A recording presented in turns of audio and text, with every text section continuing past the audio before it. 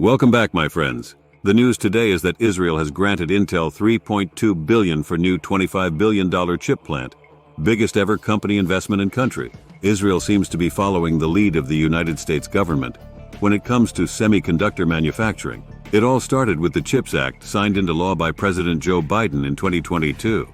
The act provides over $52 billion in funding for semiconductor manufacturing in the United States.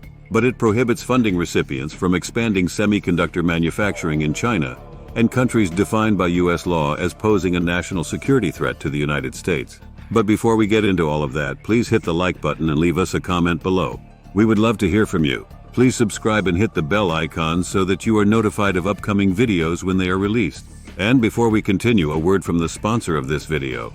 Today's sponsor is ProWorldNet.com. ProWorldNet.com is a job website specifically dedicated to licensed professions, doctors, including any type of specialty, nurses, and that includes all grades of nurses, lawyers, regardless of area of legal focus, teachers and professors, from kindergarten through graduate school, as well as any kind of job that requires a government license or certification. And ProWorldNet.com also includes short-term gig-type jobs as well. So be sure to check out ProWorldNet.com if you are looking for a job or an employee. Israel's government agreed to give Intel a $3.2 billion grant for a new $25 billion chip plant it plans to build in southern Israel. Both sides said on Tuesday, in what is the largest investment ever by a company in Israel. The news comes as Israel remains locked in a war with Palestinian militant group Hamas in the wake of the October 7 Hamas attack on Israel and is a big show of support by a major U.S. company and a generous offer by Israel's government, at a time when Washington has increased pressure on Israel to take further steps to minimize civilian harm in Gaza. Intel's shares were up 1.9% at $48.90 in pre-market Nasdaq trading.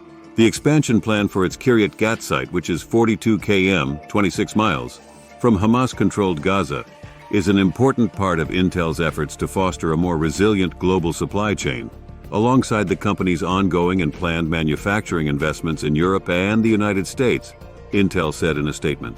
Under CEO Pat Gelsinger, Intel has invested billions in building factories across 3 continents to restore its dominance in chipmaking and better compete with rivals AMD, Nvidia, and Samsung. The new Israeli plant is the latest investment by the U.S. chipmaker in recent years. Intel plans to spend more than 30 billion euros, 33 billion, to develop 2 chip-making plants in Magdeburg as part of a multi-billion-dollar investment drive across Europe to build chip capacity. Berlin has pledged big subsidies to attract Germany's biggest ever foreign investment. In 2022, Intel said it would invest up to $100 billion to build potentially the world's largest chip-making complex in Ohio, and rivals Samsung and Taiwan Semiconductor Manufacturing Co., or TSMC, also have announced big investment plans in the U.S. Israel's Finance and Economy Ministries said Intel's investment, especially in this period, and in light of the global competition to attract significant investments in the field of chips, is a significant expression of confidence in Israel's economy. They said the investment has direct fiscal benefits for Israel that will be significantly higher than the state's grant. This investment at a time when Israel wages war against utter wickedness, a war in which good must defeat evil, is an investment in the right and righteous values that spell progress for humanity, Finance Minister Bezalel Smotrich said. In addition to the grant that amounts to 12.8% of the total investment, the chipmaker also committed to buy 60 billion shekels, 16.6 billion worth of goods and services, from Israeli suppliers over the next decade, while the new facility is expected to create several thousand jobs. Intel established a presence in Israel in 1974 and now operates 4 development and production sites in Israel, including its manufacturing plant in Kiryat Gat called Fab 28 that produces Intel 7 technology, or 10 nanometer chips, and employs nearly 12,000 people in the country while indirectly employing another 42,000 more. At some $9 billion, Intel's exports account for 5.5% of total high-tech exports. Intel, one of around 500 multinationals in Israel and which bought Israeli self-driving auto technologies firm Mobileye for $15.3 billion in 2017, declined to say what technology will be produced at the new Fab 38 plant, that Intel says construction has already begun. In June, Prime Minister Benjamin Netanyahu said Intel would build a new 25 billion chip plant in Israel, but Intel until now had declined to confirm the investment.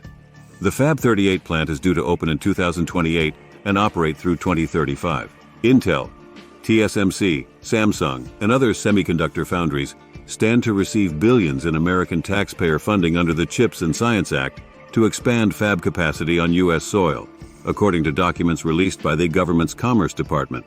While the rules for obtaining the subsidies laid out Tuesday don't put a cap on how much funding any one company can request, the Dept of Commerce expects disbursements to range from 5 to 15% of chipmakers' capital expenditures. This means Intel could receive anywhere from $2.5 billion to $7.5 billion for its Arizona and Ohio fab projects. Meanwhile, TSMC and Samsung, which are building component factories in Arizona and Texas, would receive anywhere from $2 billion and $6 billion and $850 million to $255 billion respectively. And the actual disbursements could end up being higher. Applicants can request subsidies and loan guarantees, although the Commerce Department doesn't expect this to exceed 35% of the project's capital expenditures. But for Intel, which has already committed to spending more than $50 billion in U.S. foundry projects, it could potentially amount to $17.5 billion in subsidies and loans.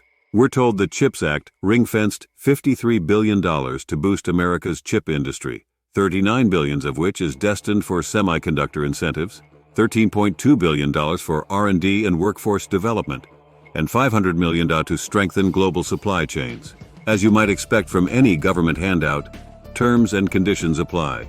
One key point is a provision requiring chip makers receiving more than $150 million in direct funding to share with the U.S. government a portion of any cash flows or returns that exceed the applicant's projections by an agreed-upon threshold.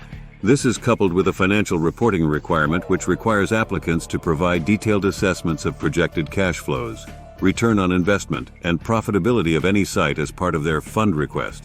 However, it's not clear exactly how this would work. The provision is clearly intended to recoup taxpayer dollars from successful investments. However, it could encourage chipmakers to skew their financial projections to be overly optimistic, so as to reduce the likelihood they'll have to pay Uncle Sam back. Until then, Uncle Sam pledged any collected profits will be used to further the objectives of the CHIPS Act and strengthen the U.S. semiconductor ecosystem. Sharing profits is hardly the only string attached to the CHIPS subsidies, which are intended to improve the robustness of America's semiconductor supply chain.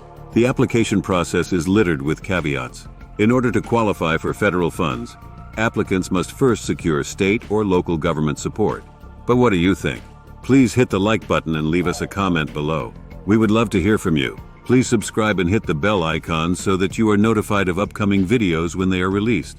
Please share this video on social media. Thank you for watching.